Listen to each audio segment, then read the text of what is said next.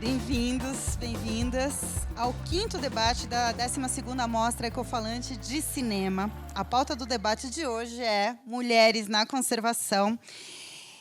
E participariam, eu queria antes deixar o recado, nós tínhamos a presença confirmada da Patrícia Médici, que vocês viram no documentário, e também da Érica Pacífico, que participa do projeto Mulheres na Conservação, mas por motivos e problemas pessoais, elas não puderam estar aqui com a gente. Mas, como esse é um momento que reúne muita gente boa, a gente tem a graça de receber aqui duas convidadas surpresa, que foram pegas de surpresa, mas será uma conversa muito importante e diversa, como é o universo das mulheres na conservação. E, claro, aqui a gente tem uma das estrelas desse documentário, a Flávia Miranda.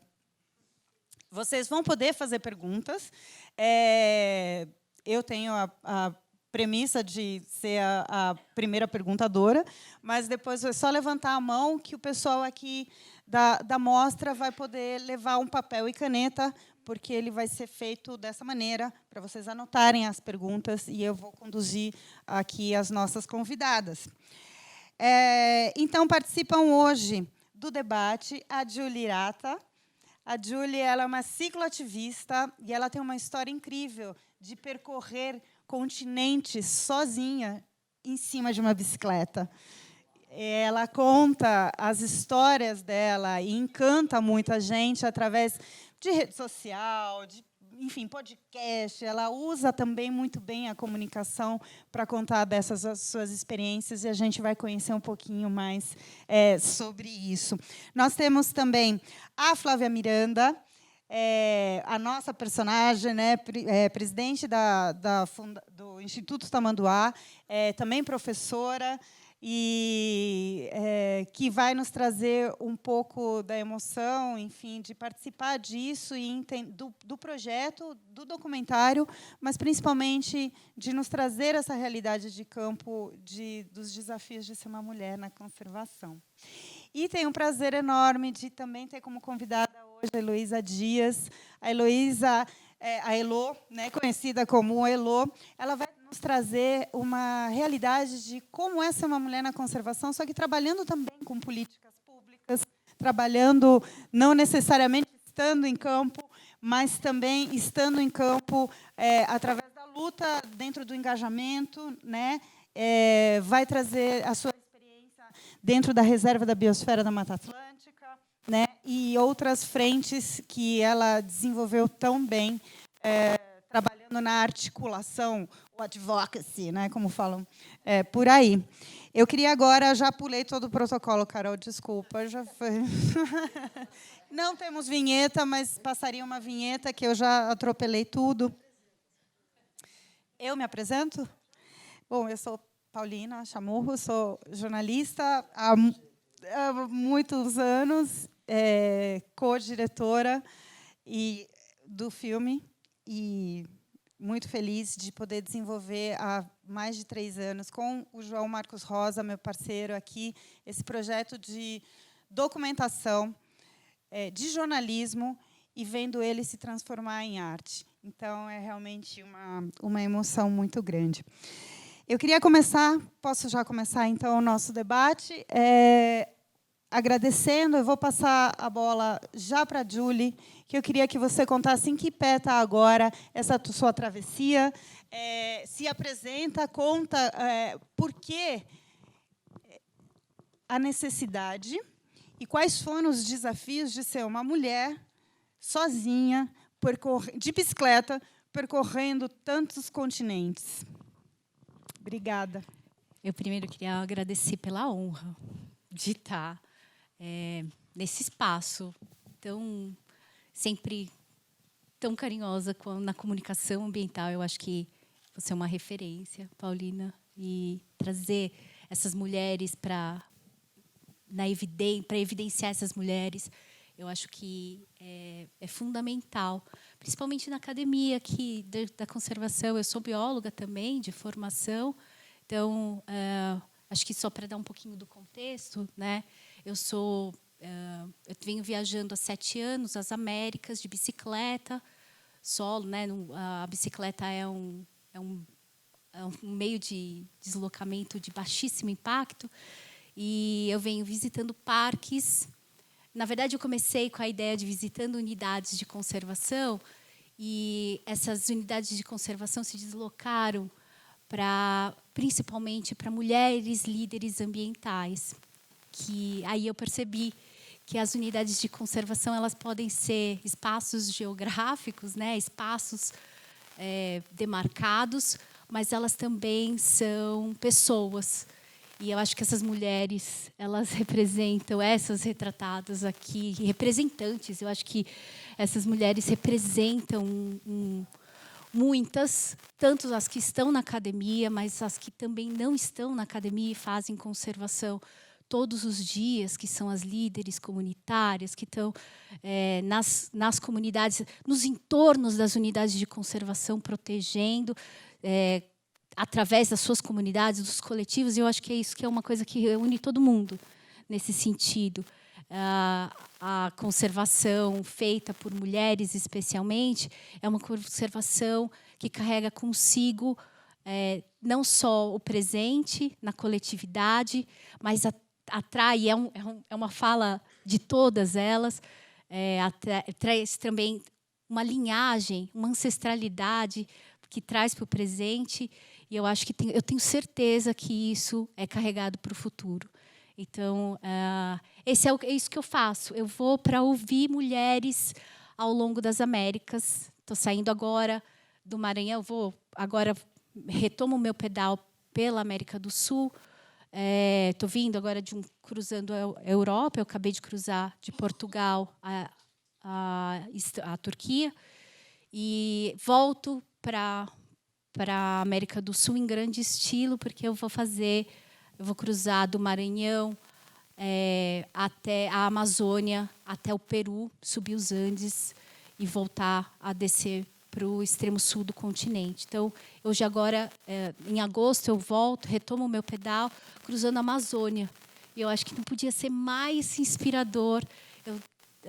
Esse alinhamento foi inspirador demais estar aqui. Eu acho que eu fiquei com vontade de levantar e já sair para pedalar. Obrigada pela honra. Fica até o final do debate. Calma. Obrigada.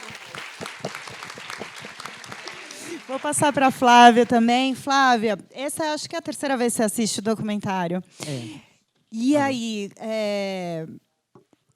a cada momento, eu, pelo menos, tenho uma nova impressão, um novo momento, uma nova história. Como foi para você participar do projeto? O que vem mudando? Ou como você vem recebendo, não só de outras mulheres, mas, enfim, de mulheres, homens que se impactam com a forma de mostrar a conservação, né? A forma de falar do seu trabalho, só que através do caminho do amor, né? Bom, primeiro quero agradecer novamente estar aqui no Ecofalante, que é uma mostra que eu acompanho há muitos anos, que eu sou fã número 1, e estar aqui hoje é um sonho, né? Para mim, falar de novo isso, mas assim a minha relação, eu entendi depois desse documentário, a minha relação com a conservação, porque que ela é tão dicotômica, sabe? Eu sempre falo isso, tem hora que eu acordo querendo salvar o mundo e tem hora que eu não consigo levantar da cama, né, para fazer nada. E eu comecei a entender que é difícil trabalhar com conservação, tenho vários amigos aqui que estão aqui hoje, que trabalham com conservação, mas sendo mulher, isso é muito pior. Eu estava lendo uma reportagem semana passada que a gente tem que ter um amo de companhia, né, um damo de companhia, para estar sempre no campo, e isso é verdade. Eu comecei a entender, e vendo agora, que todas elas também têm, e todas que trabalham hoje no campo têm que ter, né, porque a dificuldade mesmo, imagino você no pedal também, como que é essa luta, né? Mas o documentário trouxe isso para mim, deixou claro da nossa força que a gente tem como mulher na conservação, o papel que a gente tem. São várias pesquisadoras coordenando o projeto. Depois que saiu o documentário, que eu parei para olhar, falei, gente, mas ainda tem ali, tá? A maioria das mulheres hoje estão à frente da coordenação de projetos de conservação. Então, isso é muito gratificante e isso fortalece. Então, assim, eu agradeço João, Paulina, Silvio, né, por esse documentário, que a gente teve aí uma fala simples, né, mais romântica, talvez mais superficial, mas as imagens foram muito profundas, né, muito poderosas e com uma, não sei se vocês perceberam que a música é a oração de São Francisco, né? E isso traz assim uma sensibilidade, me traz uma força, Paulina, para continuar. Então, obrigada. Eu acho que é só primeiro um agradecimento. Valeu.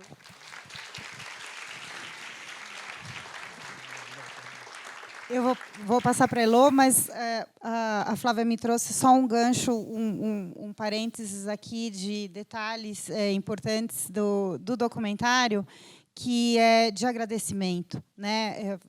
O Silvio, né, nosso produtor, como eu já falei no início, que pegou todo esse projeto, todo esse material que já tinha sido coletado, e junto com a Larissa Figueiredo, que é a montadora maravilhosa, e a Fernanda Polacou, que é a roteirista, transformaram o documentário no que tem aqui.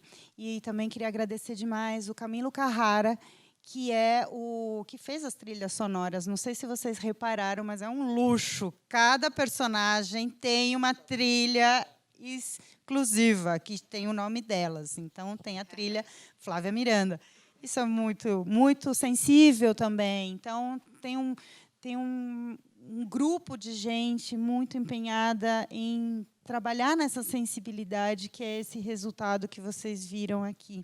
E, Elô, queria saber o que você achou do filme, claro, e você contasse dessa importância de dar luz a trabalhos de mulheres, não só que estão em campo, mas como você, por exemplo, que representa também há tantas décadas, né, à frente, né, você já foi secretária de Estado, você já, né, coordenou partes importantes da Reserva da Biosfera da Mata Atlântica, né, ou seja, trabalhar também esse bastidor é importante, né? E a mulher tem desempenhado aqui no Brasil, no país mais biodiverso do mundo, um papel também de liderança muito importante, né? Sim, boa noite todo mundo. Obrigada, Paulina. Antes de mais nada, parabéns, né, gente, para a Ecofalante, que a gente adora e está sempre aqui com várias oportunidades de aprender, ver, assistir coisas maravilhosas e debater, que é o mais gostoso também, né, dessa parte. E queria parabenizar a todo mundo que a Paulina parabenizou, que eu não vou me lembrar, e principalmente a Paulina e ao João, por esse trabalho maravilhoso. Foi a primeira vez que eu vi. Eu já tentei ali, comecei, mas não tinha conseguido. Falei, hoje eu vou. E aí me pegaram aqui no debate, né, pô? Mas não podia ser diferente, gente. As Chamorros não são fáceis, né? Assim, é um DNA muito forte, esse mulherio, e traz uma sensibilidade, uma riqueza de vida que é transparecida. Assim. Parabéns mesmo, Pauliné. E, João, a gente sente que você está junto, mas a Paulina também está, os trabalhos estão maravilhosos. E me senti muito representada, muito. Eu acho que são histórias de vidas diferentes, né? Assim, focos de pesquisa ou de trabalho um pouco diferente de umas das outras, né? Assim, mas são mulheres, e aí a gente sente essa identidade da força, da questão da proteção, da sensibilidade na conservação. Não que o homem não tenha, mas é diferente. E são mulheres que acreditam que essa diferença não precisa ser impeditiva de fazerem também o que muitos homens fazem, né? Então, são mulheres corajosas que, com certeza, lutaram para trazer hoje, não, além da obra maravilhosa desse filme maravilhoso, é uma certeza de que esse trabalho, ao longo de muitos anos, vai assegurar alguma coisa para as próximas gerações. E a gente precisa muito, muito disso, né? Trabalho com políticas públicas, sou socióloga, com especialização em análise econômica, regional, urbana, com planejamento e tudo mais, e caí para o planejamento ambiental. E com uma paixão muito grande pelos povos tradicionais, quem me empurrou para a conservação foi a Matilde Caingangue, uma índia, que lá em 78 eu fui para trabalhar ainda em pleno, né, já saindo um pouquinho para a distensão, mas em plena ditadura ainda. Eu fui para trabalhar com os caingangues e a Matilde me chamou uma atenção muito forte. Assim. Primeiro que ela era diferenciada, no sentido, ela queria ir para a roça com os homens e não podia. Ela falou, a gente tinha que trabalhar essa roça melhor, você não acha? Eu falei, acho, Matilde, mas eles não querem deixar ainda. Mas nós vamos chegar lá, vamos com calma. E aí a gente foi se identificando, e a Matilde um dia me falou assim, eu acho que você vai ajudar mais se você for defender as florestas. Você vai contribuir muito mais com nós, que somos indígenas, se tiver um pouco de branco fazendo o que a gente faz enquanto indígena. E ela me inspirou muito nesse sentido. Eu fui para o Espírito Santo, aí lá também trabalhei com os caingangues e tupiniquins, e conheci a reserva da biosfera da Mata Atlântica. O Cleito está aqui, um dos pais das reservas brasileiras, ele Zé Pedro, e que me convidaram a estar mais direto com a reserva e com as florestas. E o bom desse projeto é que a gente trabalha a conservação e a relação homem-natureza, que foi muito dita, né? Aliás, o filme é riquíssimo, né, gente? Ele fala do diálogo social, tanto que é importante, da questão geracional, da questão da raça, da questão do jovem, do conhecimento, né, científico e tradicional. Então, é muito rico.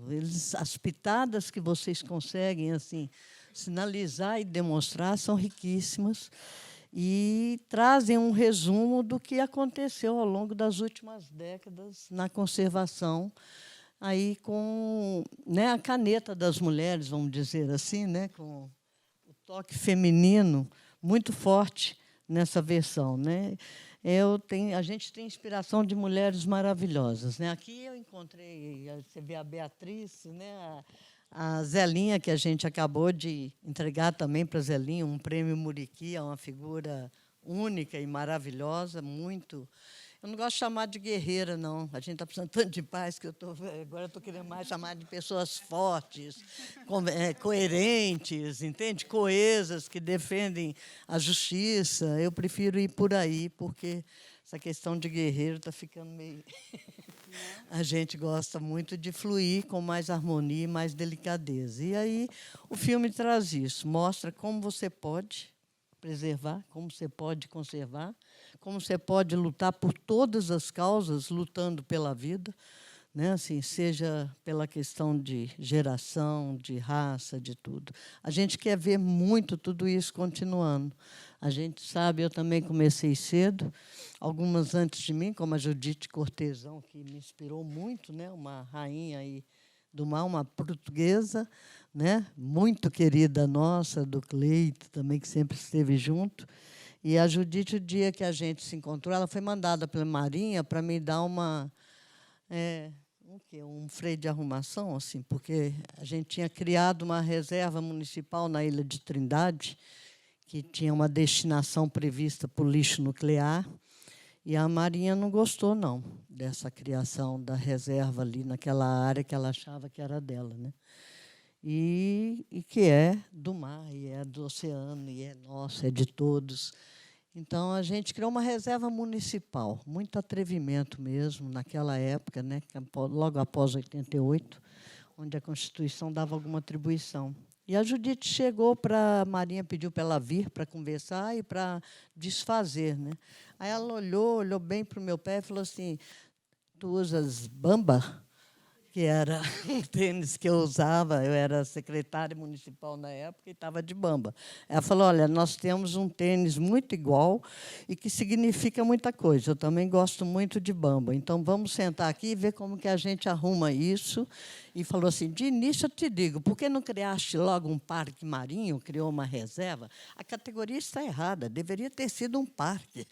E fomos nós nessa inspiração e convencemos que a reserva deveria ser mantida, que deveria ter diálogo e que é o jeitinho feminino de ser, que às vezes facilita nesse processo ao convencimento. Desculpa falar muito, mas se deixar... Aqui é jogo, muita história. aqui a disputa é grande, né? Parabéns, parabéns. Obrigada, Elô. É legal que você trouxe, né, diversos aspectos, e isso tem sido muito legal com quem assiste o filme. Depois podem, estou aguardando as perguntas de vocês também. De cada pessoa se pega em algum momento, chama a atenção um aspecto do filme, dentre tantos esses que você enumerou. Tem uma pergunta aqui da plateia, não está assinada, são duas, na verdade, e eu vou jogar para vocês, quem quiser responder. Estamos no momento de colocar a mão na massa, todos nós aqui, sensibilizados pelo filme, como nós, estudantes, sensibilizados pelo filme. Como nós, estudantes, pais, filhos, economistas, cozinheiros, podemos contribuir, de fato, para a conservação? Quais políticas públicas existentes podem ganhar mais força no atual governo?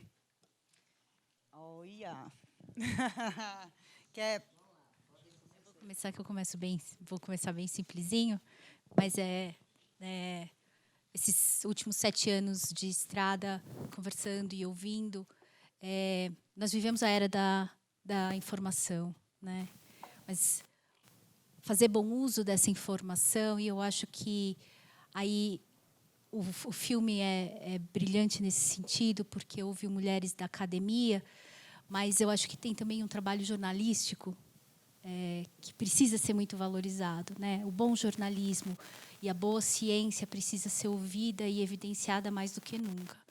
Então, eu acho que se informar melhor e ouvir mais a ciência diretamente, eu acho que é uma das chaves dessa equação. E uma das coisas que eu tenho entendido muito é que a comida é política.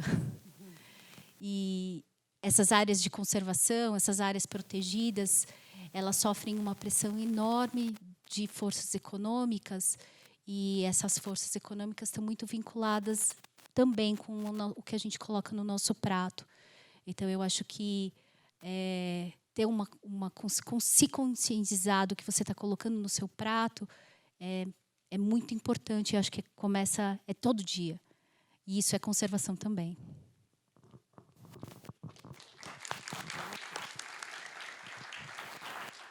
Eu concordo plenamente. Concordo. O dia a dia, as ações. Agora, uma coisa já mudou, né?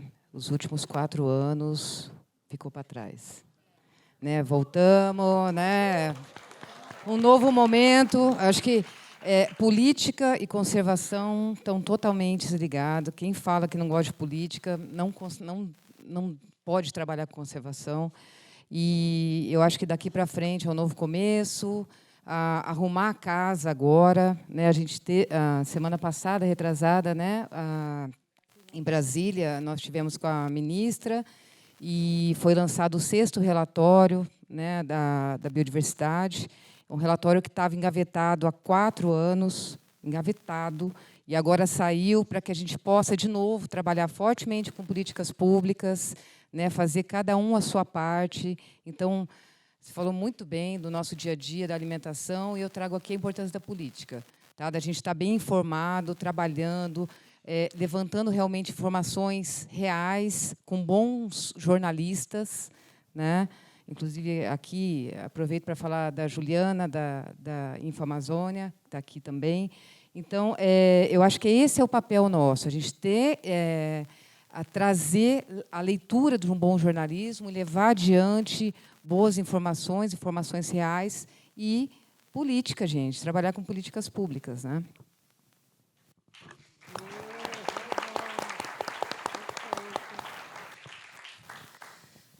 Eu concordo com elas plenamente. Eu acho que a gente tem que ter esse papel e esse compromisso, né, com cada ser, com o seu individual e com o seu coletivo e com a política, e o cuidado com a vida, né, a vida em todo o seu amplo sentido, né.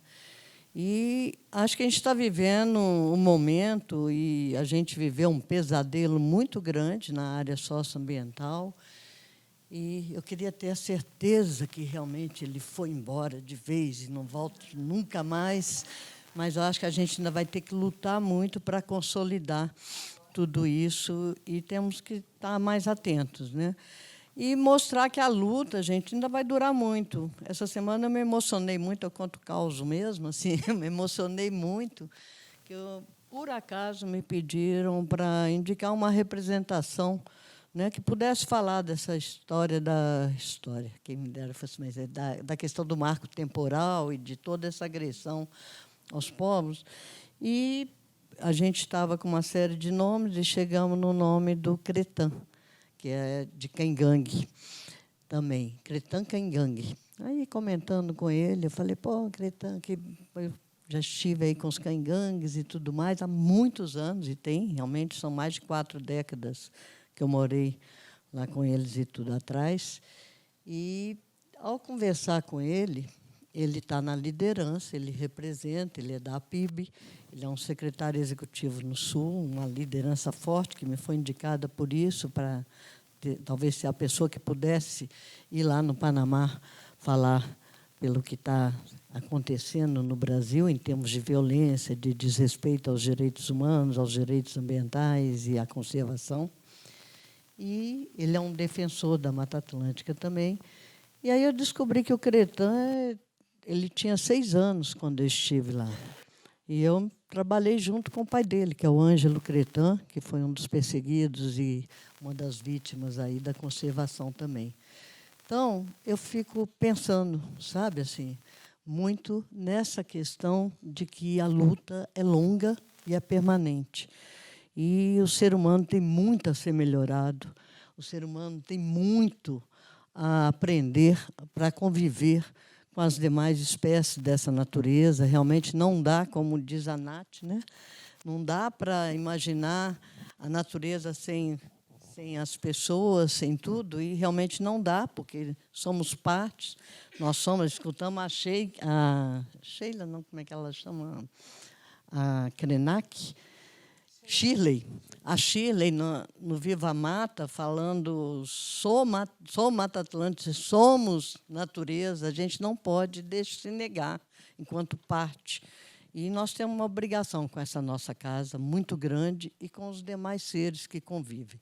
Então, não só essa coisa é muito importante. E, realmente, é tanta coisa que a questão da ciência, do negacionismo para a ciência, para o conhecimento, tudo que a gente tem que trazer de muito forte para iluminar nossa caminhada é fundamental, gente. Temos muito serviço e muito ânimo para a gente ir adiante, porque vamos, enquanto aguentarmos, ir trazendo as novas gerações e os jovens aí para bem perto, porque temos muito serviço pela frente. Então, a política é essa: respeito, respeito, respeito e defesa da vida como no seu sentido mais amplo. Demais, obrigada. Eu queria também contextualizar o documentário, né? Flávio, se também quiser complementar, mas, né, João, nós começamos exatamente há 3 anos e pouco esse projeto, ou seja, no meio de um processo de desmonte ambiental desse país. Então, foi bastante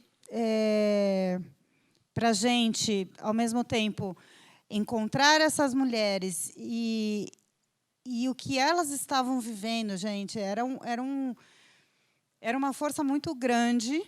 E, por outro lado, era cada dia o que vai ser destruído, o que vai ser acabado. Então, foi um paradoxo muito forte que a gente encontrou em campo, num momento muito, muito grave da política ambiental do país, e que em campo também isso estava acontecendo. Então, só trazer o contexto de esses depoimentos que foram gravados dentro desse contexto. Dentro de um contexto de que você não sabia o que ia acontecer com o seu projeto, você não sabia o que ia acontecer com o Ministério do Meio Ambiente, você não sabia o que ia acontecer com a natureza do Brasil.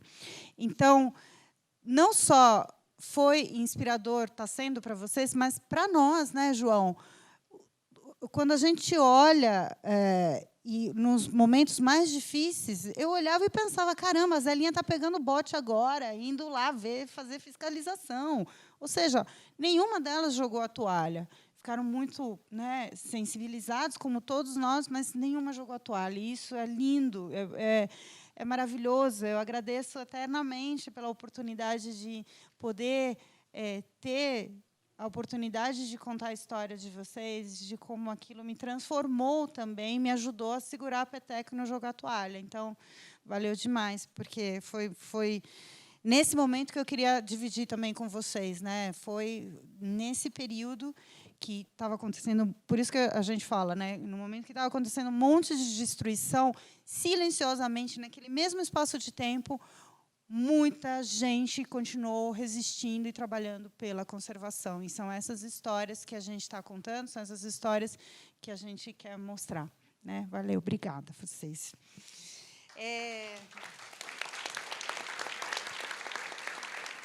Aqui a Cami está dizendo, como bióloga, queria agradecer, fiquei muito emocionada e tenho certeza que esse filme vai inspirar muitas meninas. Como surgiu a ideia e quais os principais desafios? E aqui tem uma também do Jair Rodrigo. Como foi para selecionar as personagens do filme, representantes de grandes movimentos da conservação? Bom, eu vou tomar aqui a palavra, né? Eu estou aqui, vou contar eu e pelo João. Em 2019, o João acompanha muitas mulheres em campo há bastante tempo, eu entrevisto elas há muito tempo, e ele me chamou, falou assim, estou com uma ideia aqui de fazer isso, vamos tocar isso, vamos fazer um livro, uma reportagem. Aí a gente olhou que, na verdade, poderia ser muito mais que uma reportagem, né? Essas histórias de vida dessas mulheres mereceriam, a sociedade brasileira mereceria receber todas essas histórias de diferentes formas. Então, nós estruturamos de uma websérie, vocês podem entrar no YouTube, cada personagem das 11 mulheres que a gente já fez o perfil tem uma websérie. Desdobramos em reportagens também, reportagens para a National Geographic. E também fizemos um podcast. Cada personagem também tem um episódio de podcast. Então, com isso, a gente pôde chegar numa área muito grande. E não poderia deixar de novo, citar e agradecer a Fundação Toyota do Brasil. Não sei se a Vivi está aqui ainda, a presidente da Fundação Toyota está aqui. Muito obrigada, porque sem essa oportunidade, o Tacílio, que está aí, sem essa oportunidade que se deu para que a gente fizesse jornalismo em campo, que é isso, né? É difícil hoje a gente ter oportunidade de fazer jornalismo em campo com tempo, com cuidado, com delicadeza. Não existe mais. Então, é um agradecimento especial por terem acreditado num projeto jornalístico, né, que hoje se transformou e se desdobrou em tantas coisas. Para selecionar as personagens, vocês imaginam o desafio que é, né? A gente tem uma lista. Esse é um país que tem... a Flávia, você estava me dizendo, né? Eu ainda quero ver essa pesquisa, mas a gente trata uma pesquisa de que pelo menos metade dos projetos de conservação no Brasil e da ciência, né, é feita por mãos femininas, mãos de mulheres. A Flávia trouxe uma história, né, que depois a gente pode dividir, de que, na verdade, projetos de conservação são quase 70% aqui no Brasil. E se vocês fecharem o olho e pensarem, grandes projetos de conservação estão na mão de mulheres, estão sendo coordenados por mulheres, né? Então, quais foram os pontos em comum que foram, né, sendo colocados entre elas? A gente tem algumas coisas, né? Permanência, resistência, décadas, resiliência, décadas de trabalho em campo sem corte. A gente tem também trabalhos com a comunidade em comum, né? Como levar a questão da ciência para a comunidade, né? Dividir conhecimento. E a gente tem também tem a Zelinha, por exemplo, que ela não cuida de uma espécie específica, ela cuida de área e ela cuida na gestão, né? Então, a gente tem a Márcia Chame, que fala de paleoparasitologia. Então, a gente tenta olhar para a conservação em toda essa gama impressionante que e que a gente tem mulheres protagonistas nessa história. Então, obrigada pelas perguntas aí sobre o documentário. Tem mais uma? Valeu. Obrigada. Da Isadora. Para a Julie comentar um pouco sobre como faz para ficar segura em campo, considerando que um dos maiores perigos para as mulheres são os homens. E eu acho interessante você trazer essa pergunta, porque quando eu conheci a Julie, foi fazendo uma entrevista, porque eu tinha visto um artigo que você tinha escrito e tinha acabado de acontecer uma história grave de 2 mulheres jovens argentinas que estavam viajando pela América do Sul e tinham desaparecido. E aí começou a se levantar um debate de também está viajando sozinha, quer o quê?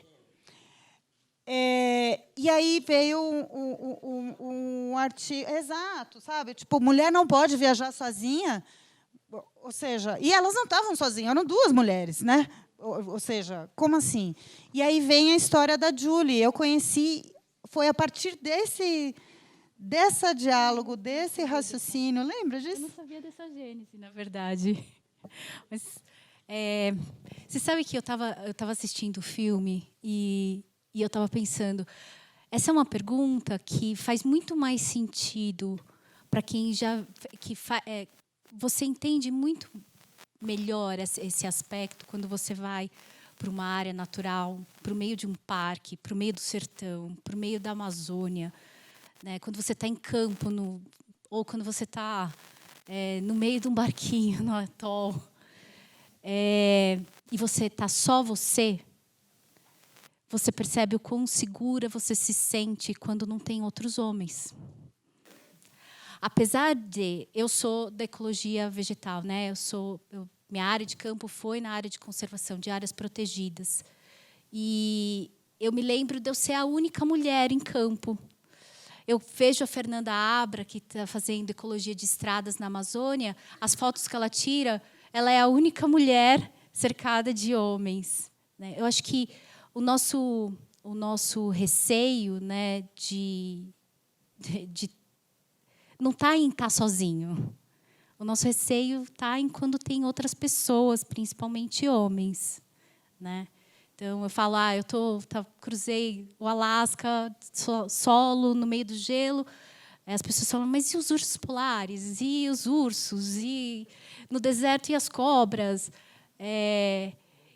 Eu não sei se eu tenho tanto medo desses bichos, e eu não tenho, na verdade, eu fico muito feliz quando vejo, do que quando eu estou cruzando uma grande cidade, porque eu sei que quando tem mais gente, eu estou muito mais em risco.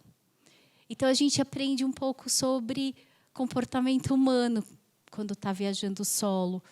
E é isso, né? A minha dificuldade é infinitamente menor do que uma mulher que pega o ônibus todo dia para ir ao trabalho no horário de pico. Eu acho. É o campo selvagem, mas o meu medo não é de passo de bicho, o meu medo é de passo de gente. Então, nós que estamos no campo, na natureza, acho que a gente está muito mais seguro, muito mais segura do que... E aí eu entendi um pouco do porquê tantas mulheres estão no campo trabalhando em áreas tão isoladas, porque esse é um lugar de segurança. É a minha teoria. Eu não sei se é verdade. 7 anos na estrada, praticamente todo o tempo solo, todo o tempo sozinha, né? Eu e eu mesma, eu tenho essa impressão. Flávia, você quer comentar, por favor? Você trouxe ali, né, seu início, né, na escola agrícola, 2 mulheres para 160 homens, né, e a questão de estar em campo, através do que a Julie trouxe, né, de se sentir segura quando está sozinha, e de outros. O que você pode nos compartilhar? Bom, eu acho que é bastante difícil, não só essa questão da segurança, eu já passei por várias coisas, inclusive já estive diante de um abuso, né, que eu nem ah, comento muito sobre, acho que é a primeira vez que eu falo, inclusive, em público sobre isso, de uma aluna que passou por um estupro coletivo na Amazônia. Mas, fora isso tudo, ter que tomar banho de roupa, né, nas expedições, e fora, a gente não consegue liderar. Né? A coordenação de um projeto já é solitário e a coordenação de um projeto para uma mulher é muito mais. Não sei se vocês conhecem aquela música Triste, Louca ou Má. É assim que a gente se sente coordenando o projeto, né? Porque assim, se um homem é bravo, ele é viril, né? Se uma mulher é brava, está faltando alguma coisa, é histérica, né? Então, eu tenho muita dificuldade na coordenação. Eu ainda sinto, inclusive, um machismo entre mulheres mesmo, sabe? Que é mais dolorido ainda, né? Mas na dificuldade de campo, eu acho que é mais isso: é você conseguir coordenar. Você está à frente de uma expedição e ter o respeito de todos, porque normalmente você tem que ter uma interlocução, você tem que ter um homem para falar para você, né? Às vezes você para e vai fazer uma pergunta, a pessoa responde por uma ter, mas não responde para você. Então, ter essa liderança machuca quando você não tem essa coordenação, né? Mas, de resto, eu acho que a segurança realmente é algo que pega para nós. E quando eu falo dessa segurança em termos de abuso, gente, é muito sério mesmo, né? Na Amazônia, normalmente você citou a Fernanda Abra, a gente tem que tomar banho sozinha, então tem a hora dos homens irem tomar banho no rio, voltam todos, a festa continua, a conversa flui, vai sozinha a mulher, eu normalmente estou sozinha mesmo, vou sozinha tomar um banho de roupa, volto, quando eu volto a conversa parou, acabou, o assunto chegou, talvez eu, né? Então, assim, a gente fica muito solitária e pega o livrinho, vai para a rede e você está só, sabe? Então, isso tudo machuca muito. E eu só fui perceber, gente, juro, depois, eu tenho 25 anos de trabalho, 25 anos de campo. E eu fui perceber mais depois de um documentário desse, onde a gente começa a trazer à tona isso. Até então estava tão guardado, sabe? E teve épocas que eu chorei muito. Falei, gente, tô muito, né? Levei até para psicólogo, gente, o que está acontecendo? E foi normal, uma mulher na conservação, né? Enfim. Deixa eu só comentar. Eu acho que é interessante que as mulheres que estão, assim, isso é muito, a gente assiste isso e acompanhou ao longo da vida, né? Assim, elas se jogam por uma convicção tão grande de que tem que sobreviver, que vai fazer, que vai conseguir. Isso desperta também entre a gente uma solidariedade grande e às vezes também com vários outros parceiros de trabalho, a gente tem que cuidar desse lado e tem que levar adiante. Mas eu acho que tem um avanço nesse sentido e é incrível. A coragem é tanta que as mulheres, quando parem, elas levam junto também suas crias, né? Assim, estão junto ali, amamentando, e você vai começando a conviver com um outro mundo, né?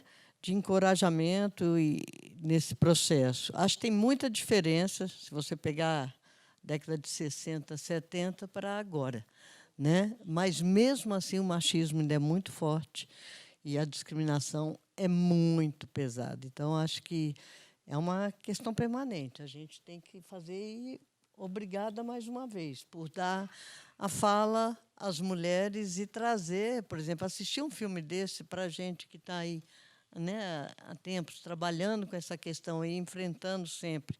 Quando você pega na liderança, ou até eu que trabalhei com controle, interdição de empresas e tudo isso, parecia você tinha que falar mais forte que todos os homens juntos. Você tinha que chegar com um salto mais alto, que senão a coisa era muito difícil de ir adiante. Então, mas eu acho que, com toda essa diferença que se tem, pede muito da gente essa solidariedade e é o que eu coloquei, né? Esse respeito é fundamental. A gente tem que criar pessoas que tragam consigo os netos, os filhos, essa condição de respeito à diversidade, ao diferente, a tudo, né? Aqui no filme com o João, a gente também tem, no filme com o João, com o Silvio, que também tem outras produções da Tocha Filmes dedicadas a nos fazer refletir sobre isso, né, sobre igualdade de gênero. Mas eu acho que o filme traz um pouco disso, do poder da representatividade, né?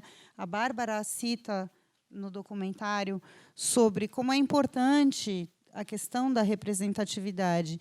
E com o projeto, com o documentário, a gente quer que jovens, meninos e meninas, né, possam ter outras referências, né? No caso, ter mulheres de referência também trabalhando na conservação, né? Então, a questão de trazer luz a isso, com o João, a gente gosta de falar sempre. A gente quer criar um álbum de figurinhas onde possam ser folheados e as pessoas, e meninos e meninas possam olhar e falar: poxa, eu quero ser uma Flávia Miranda, eu quero ser uma Neiva Guedes, eu quero, sabe? Acho que, a partir disso, a gente começa também e contribui numa transformação da sociedade, né? Eu tenho uma pergunta aqui da Cela Queiroz, e eu tive um pouquinho de... Deixa eu ver se eu consegui entender direito aqui. Primeiro, ela quer fazer um comentário sobre a fala da Flávia, né? Quando fala de política, quem não faz política não consegue deixar de como? Consumir o planeta. Obrigada, que estava aqui. Parece com a minha letra, inclusive. De pátria armada para pátria amada. É isso? É mover-se coletiva e politicamente. E aí ela traz uma pergunta. Há mulheres no interior desse estado que estão coordenando três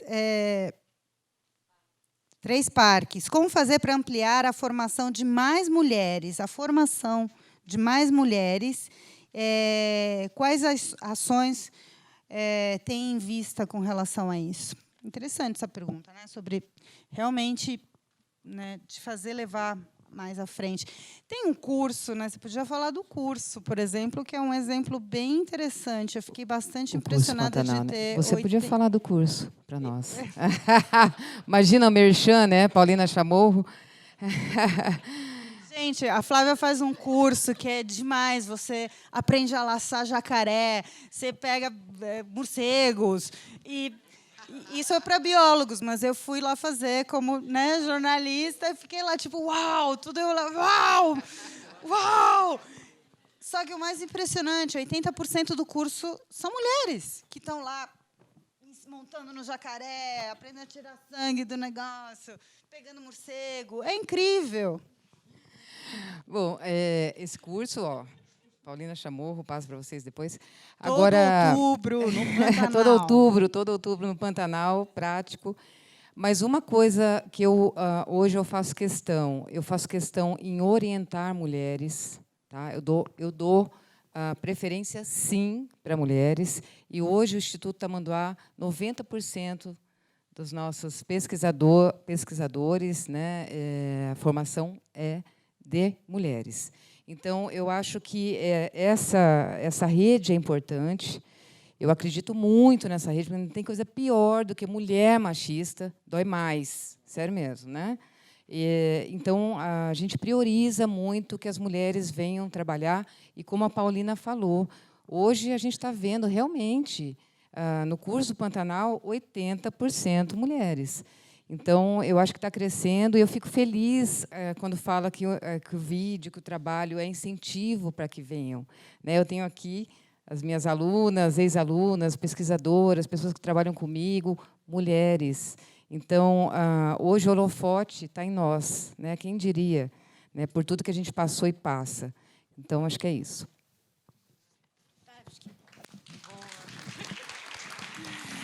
Formação de mulheres, né, para parques. Você tem visto alguma coisa por aí nessas suas pedaladas, A Julie? América Latina tem um montão de organização que tem a OTS na América Latina, principalmente ali no Panamá, garante pelo menos 60% das vagas para mulheres.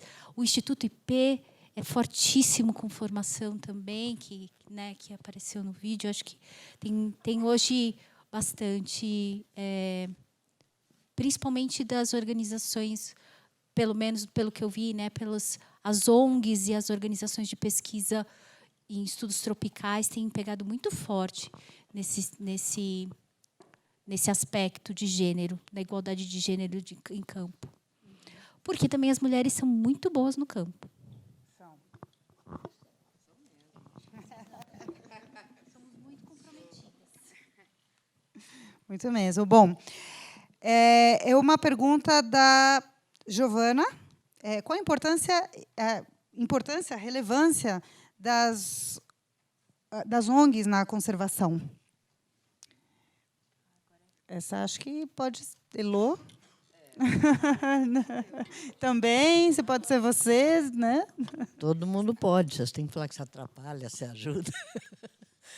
Bom, eu acho que é fundamental a gente ter sempre... Para mim, eu nem consigo enxergar como é você trabalhar uma governança se você não contemplar os diversos segmentos, os diversos setores.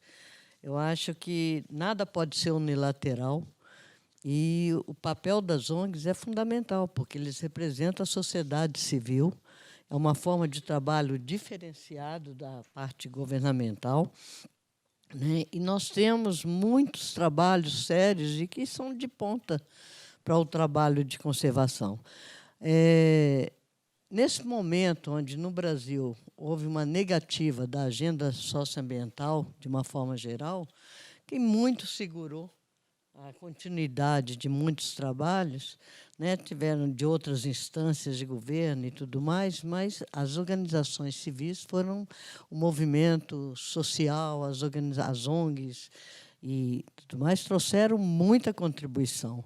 E vou dizer que a questão é global mesmo, de contribuição, não só de pessoas de ONGs brasileiras, mas a gente tem muita relação e parceria nacional e internacional, né, para o trabalho de conservação e tudo mais. E temos também, vamos colocar, o setor empresarial, está aqui, hoje está Toyota aí apoiando um trabalho como este, né, assim, e a gente gosta muito de uma Toyota em campo, nessas estradas. É um carro imprescindível para a conservação, né, assim, no trabalho de campo. Mas são essas iniciativas e essas parcerias que fazem também um diferencial e traz uma leitura, uma forma de enxergar a vida diferenciada.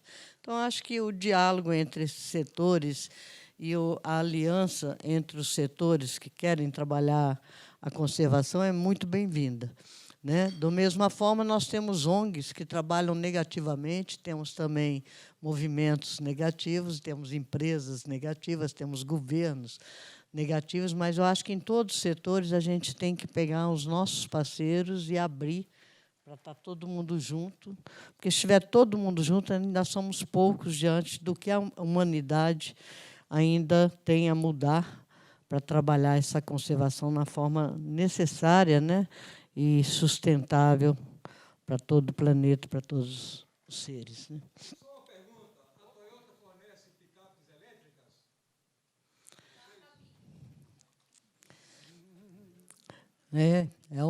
É um bom desafio. Eu não vou nem entender a pergunta, fica ali para a questão do elétrico, não elétrico, mas é tudo bem-vindo.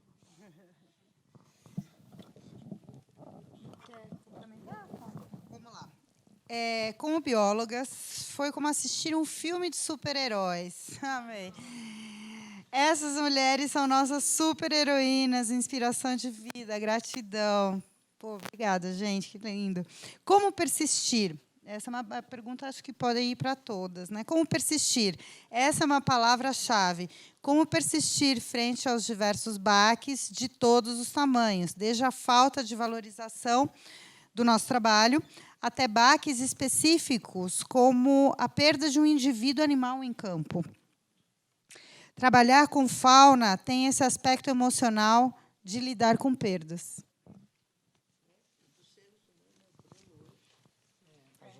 e de pessoas, né? Bruno, Dom, hoje, né, completando 1 ano. Bom, quem que falou aqui das heroínas? Quem que perguntou? Não tem nome. Ah, então vai ter que pagar uma cerveja para mim hoje. Ah! Pô, a heroína gosta da cervejinha. Bom, esse é realmente algo bem desafiador, a perda, né? Não só do animal, mas a perda de pessoas, né? Igual falou aqui, faz 1 ano que a gente perdeu o Bruno, né? Eu já perdi amigos, eu já perdi mateiro, né? Então, assim, é bem difícil essa questão de saber lidar. Mas eu acho que, pensando aqui nessas mulheres, as amigas, né, representadas nesse documentário, e as mulheres que eu conheço que trabalham, que não estão aqui, a resiliência é um ponto em comum. Eu fiquei pensando, o que liga? O que a gente tem, né, entre uma ou outra ali, né, vendo a Patrícia, a Neiva, né, todo mundo? A resiliência, eu acho que é isso. O que faz uma pessoa pedalar o Alasca inteiro, gente? Meu Deus, a heroína está aqui do lado para, né, pedalar a Amazônia toda. Resiliência, pode ter certeza, eu vou chegar lá, eu vou fazer. Né? A Paulina falou uma coisa tão linda, né? Obrigada, porque durante a pandemia a gente estava lá. E realmente a gente está lá porque a gente acredita em fazer a diferença por eles. Né? Por eles. Eu me sinto, e falo isso no Instituto, advogada desses seres que não falam e que realmente estão aqui há milhões de anos. Né? Então, eu acho que quando a gente coloca alguma coisa na cabeça, a gente vai e faz. Eu acho que a maioria das pessoas que estão aqui fazem isso e não estariam hoje aqui, essa hora, discutindo sobre conservação e mulheres. Né?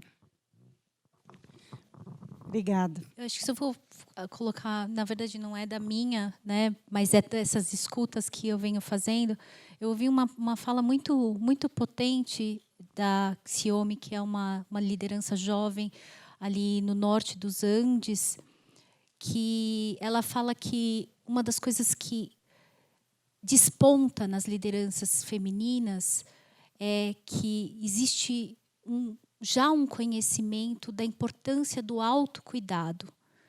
Então, desde do se cuidar fisicamente, né, da hora do seu banho, né? Ela usa um termo que são os banhos de ervas, né? Ela não deixa de tomar os banhos de erva todo, porque é quando ela se sente realmente que ela está limpando tudo aquilo. E eu voltei a ouvir isso no norte do Maranhão, lá perto dos Lençóis, de algumas lideranças ambientais, da importância do autocuidado para se manter resiliente, porque eu acho que e aí elas lá no Maranhão, né, as cirandas que as mulheres fazem para, e aí os homens também, né, de troca, de conversar, que seja uma troca, conversar como uma forma de terapia mesmo para os que não têm condição de ter uma terapia, um terapeuta, né? Eles colocam como um dos cernes dessa saúde mental que vai reabastecer a questão da resiliência no campo, porque é só paulada. Boa. Eu vou encerrar, mas antes de encerrar, eu queria só deixar, não vou deixar como pergunta, vou deixar como uma colocação. Eu conheço muito bem essa letra. É da minha irmã, que finalmente pôde chegar aqui. E estou muito feliz dela estar aqui presente.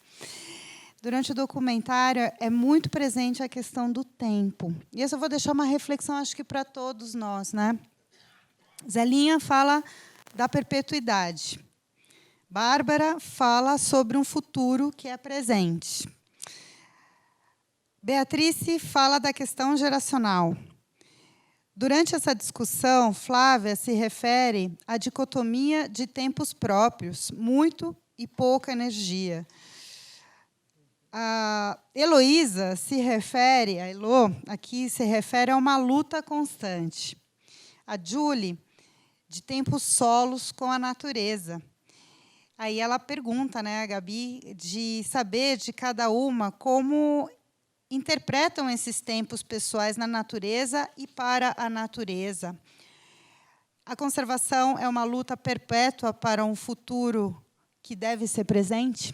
E essa pergunta, então, vou deixar para todo mundo para ir embora, e a gente encerra assim, então, esse debate na 12ª Mostra Ecofalante de Cinema Ambiental. Muito obrigada a todos e a todas.